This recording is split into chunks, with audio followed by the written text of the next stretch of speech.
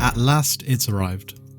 After multiple delays and setbacks in the production and release of this movie, The Batman finally arrives in cinemas. So let's get straight into why I consider The Batman to be the best Batman movie. From the opening scene of this movie, you quickly realise how dark this version of Gotham is. The script from Matt Reeves and Peter Craig throws you straight into the deep end of this dark, seedy Gotham, which immediately sets the tone for the rest of the story. The detective element of the story was one that I've been waiting to see in a Batman movie for a long time. Of course, the previous Batman movies have alluded to and shown brief glimpses of the Caped Crusader being a detective, but not to the extent that is shown in this movie. Seeing Batman and Jim Gordon trying to solve the riddles gave me vibes from David Fincher's Seven, as it was fascinating to see how the two solved each riddle. For the most part, the riddles never felt like they were straightforward to solve, as the script places you directly in the shoes of Batman and Gordon, making you feel like an active participant in the story. Robert Pattinson might be a contender for the best Batman to date. He conveys all of the angst, anger and fear that have been staples of the character.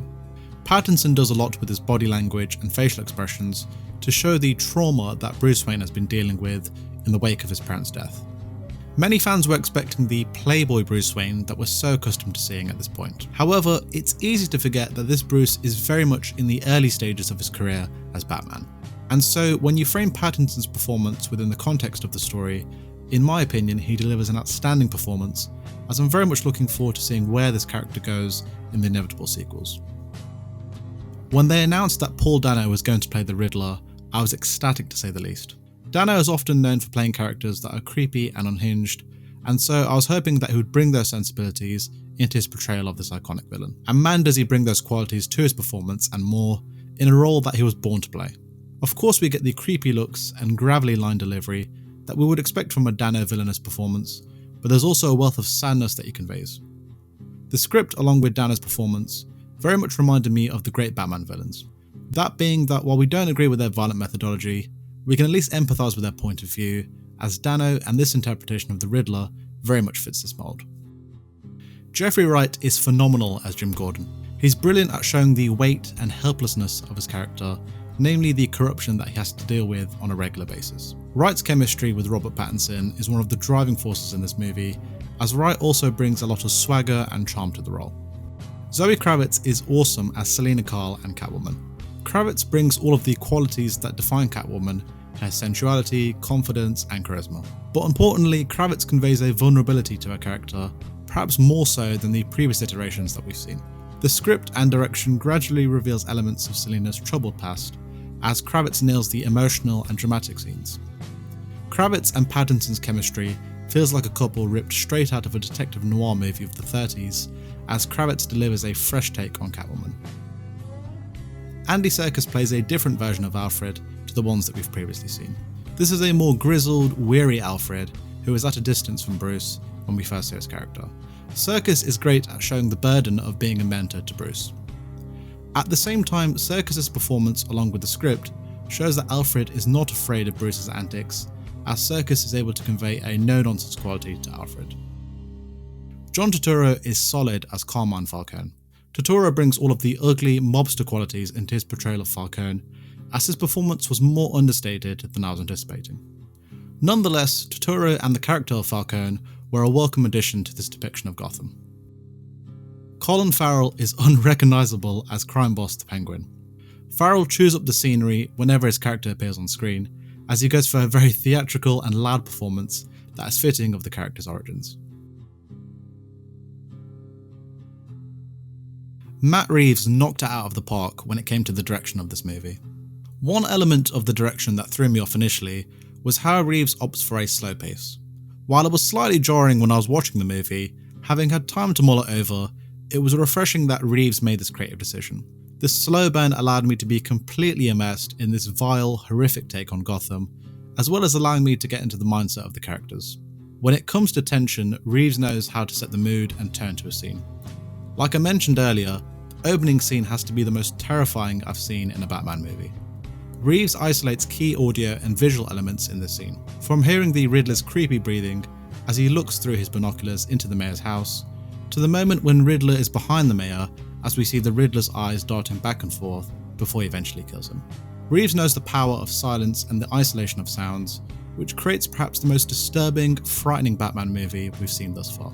I have to mention the visuals in this movie because Matt Reeves and cinematographer Greg Fraser have delivered the most comic book looking Batman in a live action movie. Reeves definitely delivered on his detective noir vision for this movie. He and Fraser make use of moody lighting, shadows, and even narration from certain characters, which makes this Batman stand apart from among the countless superhero movies that we get every year. While there are not many action scenes in this movie, when they do come, they sure do pack a punch. The scene when Batman fights the guys dressed as clowns in the subway is a fantastic sequence when it comes to cinematography, choreography, and establishing this new take on Batman. Reeves and Pattinson let you know in this scene that this Batman is not to be trifled with, as his fighting style feels more like a heavyweight boxer than a martial artist. But the standout set piece is the car chase between Batman and Penguin. From the moment when we see the Batmobile being introduced, I literally had goosebumps all over me, as the sequence only gathers momentum from there. The scene has everything you want from a car chase: excitement, tension, and the uncertainty as to whether Batman will catch the Penguin. Reeves and his production crew did a wonderful job in giving us action scenes that are worthy of being placed among the great action scenes in the film history of this character. Michael Giacchino delivers the most exhilarating score in his career to date. His music delivers all the atmosphere, dread, and fear that make up the DNA of Batman. The themes he crafts are among the best I've heard in a superhero movie. Starting with Batman's theme, it's not the most complex composition in Giacchino's back catalogue, but man does it feel perfect for this take of the character. I also loved his themes for Riddler and Catwoman. His Riddler theme has a mysterious quality that sums up this villain to a T. As for Catwoman's theme, it sounds like classic femme fatale 101 that would be right at home with a classic noir movie that this outing draws direct inspiration from. In short, Giacchino has crafted a score that will go down as among the best in the superhero genre. There's so much to unpack with Matt Reeves' dense and multi-layered Batman movie. Rather than giving the usual summation of what I've previously mentioned, I'll wrap up the review by saying this. This movie feels like a director who is at the top of his game, both as a director and writer. Reeves has a clear vision for his take on this iconic character and crafts a movie that is made with such love and passion that comes across the screen in spades and more. This is coupled with knockout performances across the board, some of the best action set pieces in a superhero movie, and a soundtrack that is the best in Giacchino's career. So I'll now hand it over to you, as I want to find out your thoughts on the Batman, and is this the best Batman movie you've seen? And if not, where does this rank among the other live action Batman movies? As I'd love to hear your thoughts in the comment section below. Thank you guys for watching, and as always, I'll see you in the next one.